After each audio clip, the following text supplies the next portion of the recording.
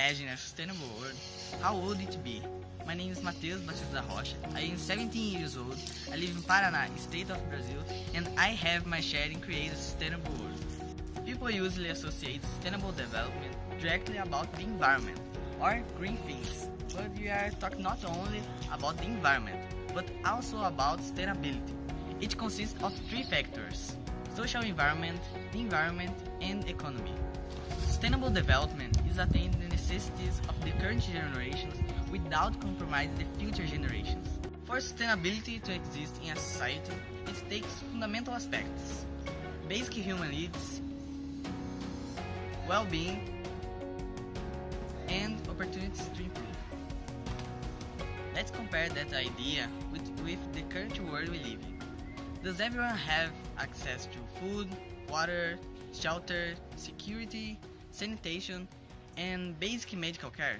And beside that, does everyone have access to education, basic natural science knowledge, and information about sustainable development? We are leaving this responsibility in the hands of governmental agencies and large companies, and we need to analyze and criticize the aspects that infringe on those three factors. An example of this lack of sustainable responsibility was the rupture of the dam in Mariana, in Brazilian state of Minas Gerais, containing millions of liters of mining waste, one of the largest environmental disasters of the country's history. It was caused by Samarco, a company that is controlled by the Brazilian Vale and Anglo-Australian multinational BHP Billiton, who have failed in minimizing the damages. It will take decades to recover. Millions of plants and animals lost their lives. About 19 people died and millions were impacted and are still suffering. This is not sustainable development. Now, how can we change this current scenario? Changes are not always easy, and companies and the government are not always concerned with developing sustainable projects.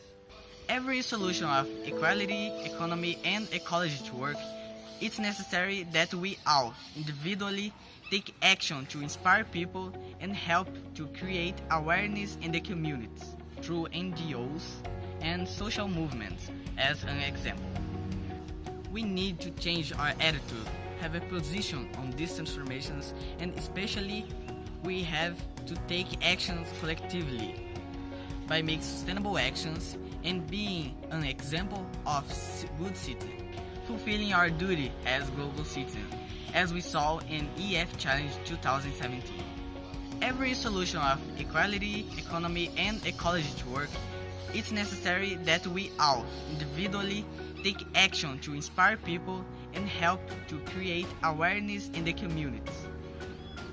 Every single action, however simple it may seem, can encourage people to do the same or even produce even better ideas. Examples of these include planting trees in your community, choosing a bus over a car, and whenever possible, taking a bike over the bus. And among many other examples. So, what are you doing to contribute to this idea?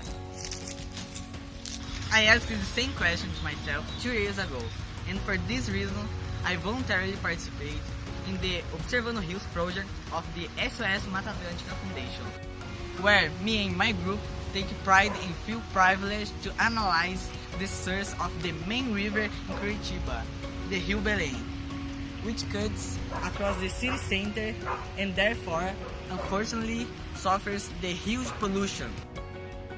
In addition to this concern for rivers, SOS Mata Atlântica was present at the 8th World Water Forum, where important topics such as the conscious use of water and the lack of sanitation in Brazil were discussed.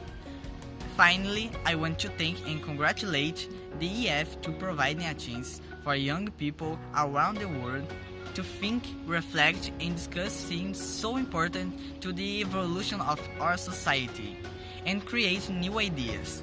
This is sustainable development. So we need to do our part in helping our country and world to achieve sustainable development goals. Now it's up to you. Will you be part of it? Thank you.